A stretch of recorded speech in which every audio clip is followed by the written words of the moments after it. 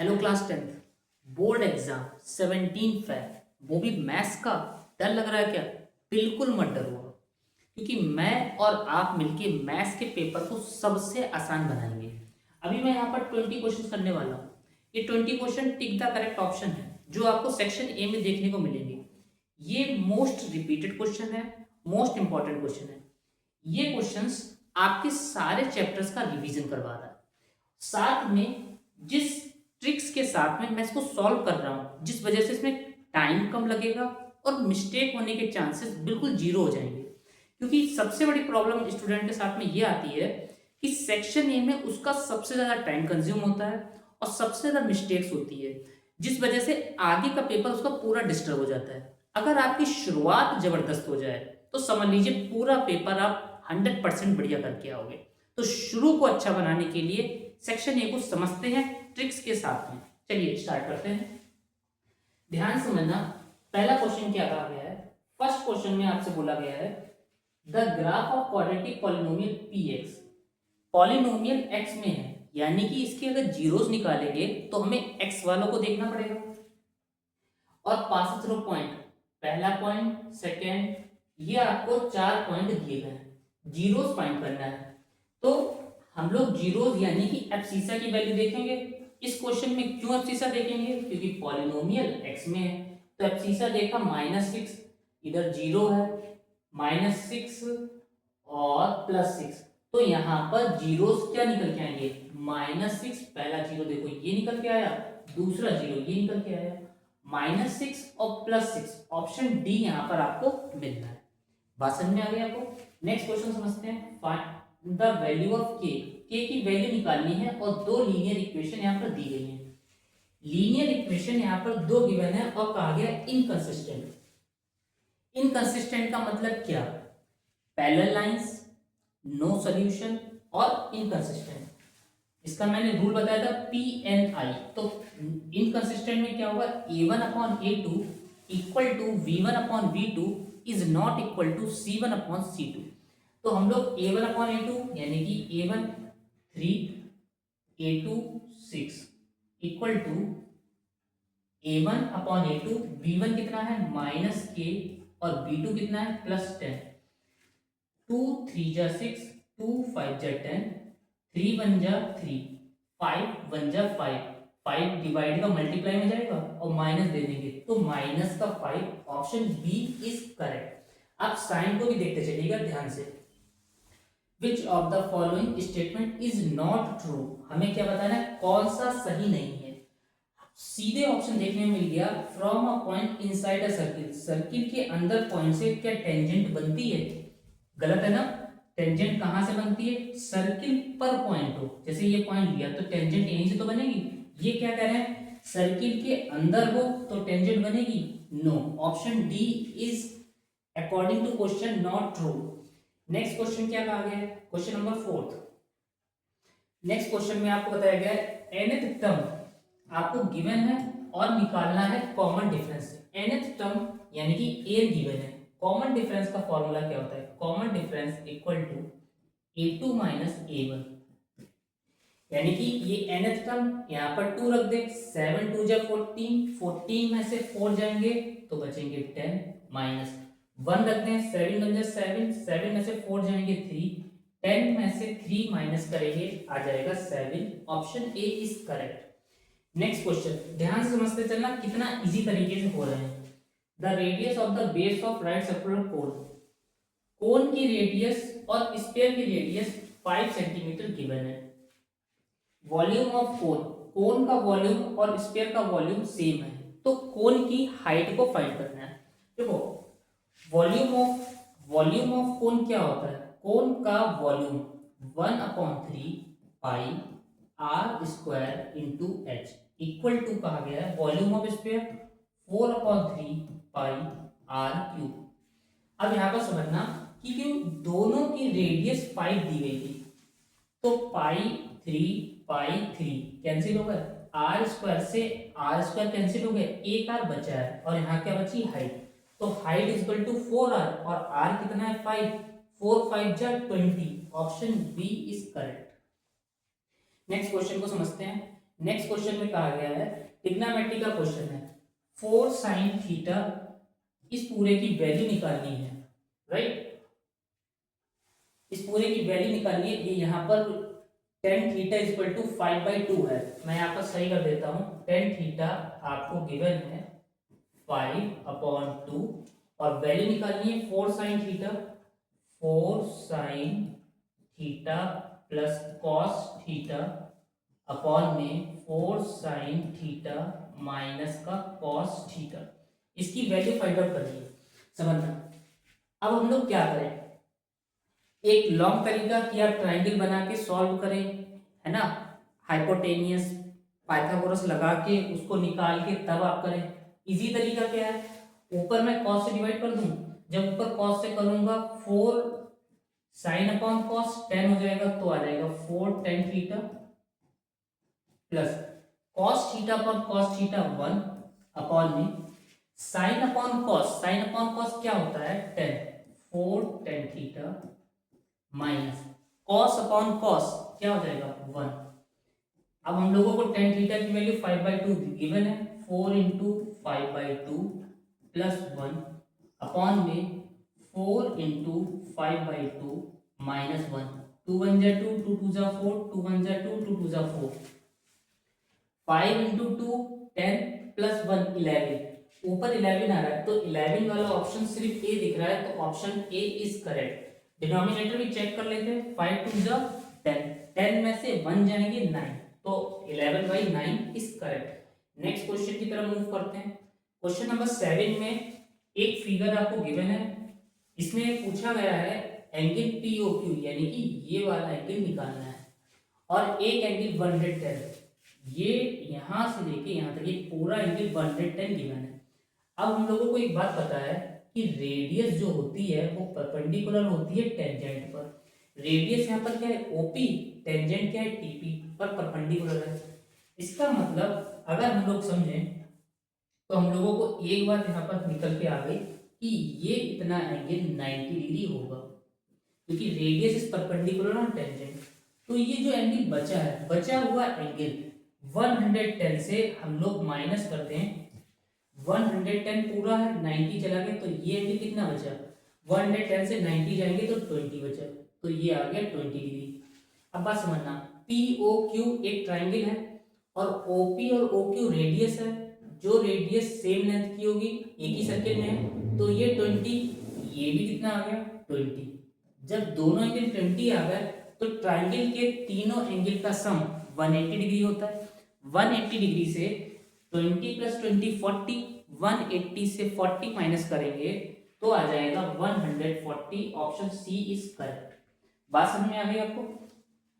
Next question, a quadratic polynomial having zeros, यहाँ पर alpha और बीटा गिवन है, हम लोगों को क्वाड्रेटिक पॉलिनोमियल निकालना है। तो क्वाड्रेटिक पॉलिनोमियल का फॉर्मूला क्या होता है, फॉर्मूला होता है X square minus sum of zeros alpha plus beta into X plus product of zeros, ये फॉर्मूला होता है। अब X square sum of zeros minus का रूट में 5/2 प्लस में रूट में 5/2 कैंसिल होके जीरो हो गया, यानी कि ये टर्म तो हो गया एक्स वाला जीरो। तो हमें यहाँ से ऑप्शन डी रॉन्ग है, ऑप्शन ए रॉन्ग है, एलिमिनेट हो गया क्योंकि मिडिल टर्म तो जीरो हो गया। प्लस फिर क्या है प्रोडक्ट ऑफ जीरोस, तो माइनस का रूट में 5/2 और प्लस में रूट में 5/2, तो माइनस प्लस माइनस हो जाएगा, रूट में कितना आ गया देखना, x square plus minus minus, root के अंदर सेम वैल्यू रूट हट जाएगा तो 5/2। यहाँ पर ये ऑप्शन आपको देखने को मिल रहा है, नहीं मिल रहा है। अब देखो कितना ट्रिक इन लोगों ने कर रखा है। हम लोग क्या करें, इस ऑप्शन में अगर हम लोग 8 से मल्टीप्लाई कर दें, 8 से क्यों सोचा, 15 से क्यों नहीं सोचा, क्योंकि 15 से 2 कट नहीं होगा, 8 से हो रहा है, तो 8 से मल्टीप्लाई कर दें, 8 से मल्टीप्लाई करें तो आ जाएगा 8x² माइनस का 8 5 जब 40, 40 को 2 से काटेंगे तो आ जाएगा 20, तो ऑप्शन बी इज करेक्ट। क्यों करा 8 से, क्योंकि 8 2 से कट रहा था। नेक्स्ट क्वेश्चन की तरफ मूव करते हैं। क्वेश्चन नंबर 9 में आपको मीडियम क्लास की अपर लिमिट निकालनी है और 45 ऑब्जर्वेशन है। मीडियन क्लास का मतलब क्या, कॉम्युलेटिव फ्रीक्वेंसी निकालेंगे तो इसकी तो टेबल बनानी पड़ेगी। तो पहला आ जाएगा, पहला कॉपी 5, 9 में 5 प्लस 9 और 1 10 4 14, 14 और 15 5 4 9 और 2, ऐसे आप सारी निकाल लेंगे। 45 का हाफ करें क्योंकि टोटल ऑब्जर्वेशन 45 दिए गए हैं, तो 45 का आधा 22.5 आ जाएंगे। 22.5 14 के आगे निकल गए, इसमें लाई करेगा। इसके लिए मीडियन क्लास ये हो गई और इसकी अपर लिमिट 30 हो गई। Option C is correct. देख रहे हो कितने आसानी से निकाला जा रहा है, आप लोग उसको सीखते चलिए, समझते चलिए। नेक्स्ट क्या कहा गया है, क्वेश्चन नंबर 10 में आपसे पूछा गया है, बताना है कि ये दो ट्राइंगल दिए गए हैं ये किस टाइप के हैं, आइसोसेलिस और सिमिलर है या नहीं। देखो ए बी और सी डी यहाँ पर दो कॉर्ड गिवन है और ये वाला एंगल बी ओ सी, ये देखो बी ओ सी गिवन है 80 डिग्री, ये हो गया 80 डिग्री। तो वर्टिकल अपोजिट से ये एंगल भी 80 डिग्री आ जाएगा। वर्टिकल अपोजिट एंगल इक्वल होते हैं। यहाँ पर एक बात समझना, ए ओ डी में डी ओ और ए ओ सेम लेंथ की है, जब ये 80 हो गए तो ये ट्राइंगल आइसोसेलिस हो गया। आइसोसेलिस ये वाला ट्राइंगल हुआ, यानी कि ट्राइंगल आइसोसेलिस है बट सिमिलर नहीं है, ये जरूरी नहीं। तो ऑप्शन सी इज करेक्ट। बात क्लियर हो गई। नेक्स्ट क्वेश्चन की तरफ मूव करते हैं। The roots of quadratic polynomial x square plus x minus 1, हमें रूट बताना है कैसे होगा, यानी कि नेचर फाइंड आउट करना है। तो नेचर फाइंड करने के लिए क्या करें, नेचर फाइंड आउट करने के लिए डी निकाल लें। D is equal to b square minus 4ac। अब समझना b क्या है, x का कोफिशिएंट कितना है 1, 1 का स्क्वायर 1 माइनस 4ac, a कितना है 1 और c माइनस 1, तो माइनस माइनस प्लस 4, 4 और 1 5, डिस्क्रिमिनेट आ गया, यानी कि d की वैल्यू 0 से तो बिगर आ रही है, तो 0 से बिगर यानी डिस्टिंक्ट होगा। तो इन दो में से a और c में से कोई ऑप्शन होगा, b और d तो रॉन्ग है। यहां से ये बात समझ में आ गई। अब इनमें से कौन सा होगा, देखो इसको कैसे पहचानेंगे, x is equal to minus b plus minus square root में डिस्क्रिमिनेट अपॉन 2, ये फॉर्मूला होता है क्वाड्रेटिक। अब d है रूट 5, तो रूट 5 कैसा नंबर है, रूट 5 एक इर्रेशनल नंबर है। हम लोगों ने चैप्टर 1 में ये इर्रेशनल प्रूव करना सीखा था। तो रूट 5 एक प्राइम नंबर है और वो इर्रेशनल है, तो ऑप्शन क्या हुआ, irrational and distinct. Option A is correct.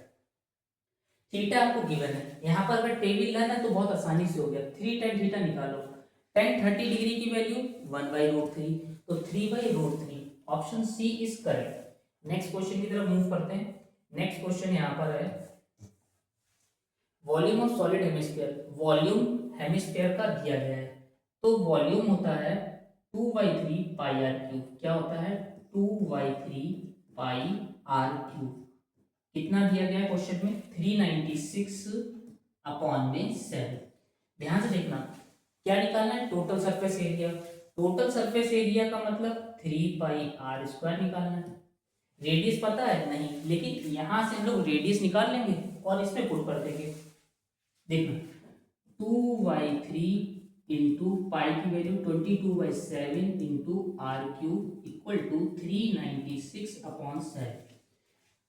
11 2 जा 11 3 जा 33, 11 6 जा 66, 2 2 जा 4, 4 9 जा 36, 7 से 7 कैंसिल, 3 डिवाइड का मल्टीप्लाई में चला गया तो 9 3 जा 27, क्यूब हटाएंगे तो क्यूब रूट आ जाएगा, 27 का क्यूब रूट 3 होता है। तो r की वैल्यू 3 आ गई, यहाँ पर r की वैल्यू 3 रख लें, 3 इंटू 22/7, r की वैल्यू 3, 3 3 जा 9 क्योंकि स्क्वायर लगा है, 3 2 जा 6, 6 9 जा 54, 54 इसमें आ रहा है, तो ये ऑप्शन हो सकता है और ये हो सकता है। ये दोनों तो एलिमिनेट हो गए क्योंकि जब मल्टीप्लाई करी तो वंस में 4 आ रहा है, तो 3 2 जा 6, 6 9 जा 54, 4 5 कैरी, 6 9 जा 54, 54 और 5 59/7। Option B is correct. बात समझ में आ रही है आपको। नेक्स्ट क्वेश्चन की तरफ मूव करते हैं। क्वेश्चन 17 में क्या कहा गया है, प्रोबेबिलिटी का क्वेश्चन है। देखना, इस क्वेश्चन में कहा गया है एक बैग में 24 बॉल्स हैं, राइट। 4 बॉल ब्लू कलर की हैं और 11 बॉल ग्रीन कलर की हैं। कह रहे हैं बची हुई व्हाइट कलर की है। अब व्हाइट बची कितनी? 24 है। 4 कैसी थी? ग्रीन कलर की, और 4 ब्लू कलर की, 11 ग्रीन कलर की। 11 प्लस 4 15 हुआ। 24 में से आप 15 माइनस करो, 24 से 15 जाएंगे 9 बचे, यानी कि व्हाइट कलर की बॉल 9 हो गई। हमें बताना है कि उस बैट में हाथ डालेंगे और वो बॉल निकले व्हाइट कलर की, तो टोटल आउटकम कितने हैं? 24, और व्हाइट बॉल कितनी है? 9। 9/24 ऑप्शन नहीं है, तो यानी कि ये कट हो रहा होगा। 3 3 जा 9, 3 8 जा 24, 3/8 ऑप्शन बी इज करेक्ट। बात समझ में आई? नेक्स्ट क्या है? The point on the x axis nearest to the point -4, -5 is. इसके पास में कौन सा पॉइंट है? देखो, अगर हम लोग इसको कार्टेशियन प्लेन बनाते हैं तो -4, 5 यहां पर है, -4, -5। अब देखो पास में कौन सा पॉइंट है, तो पास में तो एक्स एक्सिस वाला दिख रहा है जो कि है 4 माइनस का 4, तो -4, 0 option B is correct. Which of the following gives the middle most observation of the data? बहुत सारे स्टूडेंट कंफ्यूज होते हैं, इतना आसान है। मिडिल मोस्ट वर्ड आ रहा है, तो मिडिल मोस्ट कब निकलता है? मीडियन में। कैसे पता चला? क्योंकि इसमें सी एफ निकालते हैं, कॉम्युलेटिव फ्रीक्वेंसी निकालते हैं, इस वजह से ये मिडिल मोस्ट हुआ। A point on the x-axis divide the line segment joining the point 2, -3, 5, 6 are in 1:2। Point निकालना है। देखो पॉइंट ए दिया गया है, पॉइंट बी दिया गया है, इस पॉइंट के बीच को एक पी पॉइंट मैंने मान लिया और एक्स एक्सिस डिवाइड कर रही है। जब एक्स एक्सिस डिवाइड कर रही है तो इसके कोऑर्डिनेट हुए x,0, क्योंकि y 0 हो जाएगा। अब y 0 हो जाएगा तो ऑप्शन बी रॉन्ग है, ऑप्शन डी रॉन्ग है। ए और सी में से होगा। x को निकाल लेते हैं। x निकालने का क्या होगा? x रेशियो 1:2 m(x2), ये x2 है, ये y2 है, x1 है, y1 है, ये m। Formula mx2 5 plus nx1 3, 2 2 जा 4 अपॉन में 2 + 1 3, 5 4 9, 9/3, 3 3 जा 9, 3, 0 ऑप्शन सी इज करेक्ट। समझ रहे हो आप? सेक्शन फॉर्मूला अप्लाई हो गया यहाँ पर। नेक्स्ट क्वेश्चन नंबर 18, इसमें ये प्रोबेबिलिटी का क्वेश्चन है। प्रोबेबिलिटी के क्वेश्चन में क्या कहा गया है? कार्ड है, वेल शफल कर दिया गया है। वेल शफल करने के बाद में इसमें रेड फेस कार्ड आने की प्रोबेबिलिटी बतानी है। तो रेड कलर के कार्ड कौन से होते हैं? एक होता है हार्ट। क्या होता है? हार्ट। दूसरा होता है डायमंड। क्या होता है? डायमंड। तो 2 रेड सूट होते हैं। फेस कार्ड कौन से हुए? Jack, queen, king. ये 3 होते हैं फेस कार्ड। तो 3 आपको हार्ट सूट में मिलेंगे और 3 आपको डायमंड में मिलेंगे। 3 और 3 कितने हो गए? 6। टोटल रेड फेस कार्ड होगा 6। 6y टोटल आउटकम कितने थे? 52। ऑप्शन है क्या? नहीं है, कट कर लो। 2 3 जा 6, 2 2 जा 4, 2 6 जा 12 option D is correct. Next question, question number 19। देखो ये आता है आपको 19 वाला। 19 क्वेश्चन में कहा गया है HCF of 2 consecutive even natural number is always 2। Consecutive even number, जैसे कि मैंने 4 लिया तो अगला कॉन्सिक्यूटिव 6 होगा। ऐसे कोई भी ले सकते हो आप। इसका फैक्टर करें, 4 का फैक्टर आएगा 2 × 2। क्या आएगा 4 का फैक्टर? 2 × 2। और 6 का क्या आएगा? 2 × 3। तो यहाँ पर एचसीएफ में हमें 2 मिला, तो असर्शन तो सही। रीजन है even natural number are divisible by 2। क्या आ रहा है? इवन नंबर 2 से डिविजिबल होगा, बिल्कुल सही है। तो रीजन भी सही है, असर्शन भी सही है। क्या ये डिविजिबिलिटी एचसीएफ को डिफाइन कर रही है? नहीं डिफाइन कर रही है। तो असर्शन सही, रीजन भी सही, बट करेक्ट एक्सप्लेनेशन नहीं दे रही है, तो ऑप्शन बी के साथ में जाएंगे। क्वेश्चन नंबर 20 में क्या कहा गया है? असर्शन है if the radius of sector of circle is reduce to its half. यहां पर एरिया ऑफ सेक्टर क्या होता है? Theta upon 360 into pi are square, ये एरिया ऑफ सेक्टर होता है। अब कह रहे हैं रेडियस को हाफ कर दो, ठीक है। कंडीशन इनकी जो है वो मान लेते हैं कि रेडियस ये हो गया थीटा बाई 360 इंटू रेडियस को हाफ कर दें तो आर बाई 2 का स्क्वायर, आर स्क्वायर बाई 4 हो जाएगा, क्योंकि यहाँ पर रेडियस आर है तो आर का half r by 2, r by 2 का square r square by 4 and the angle is double, और कहा है एंगल को डबल कर दो।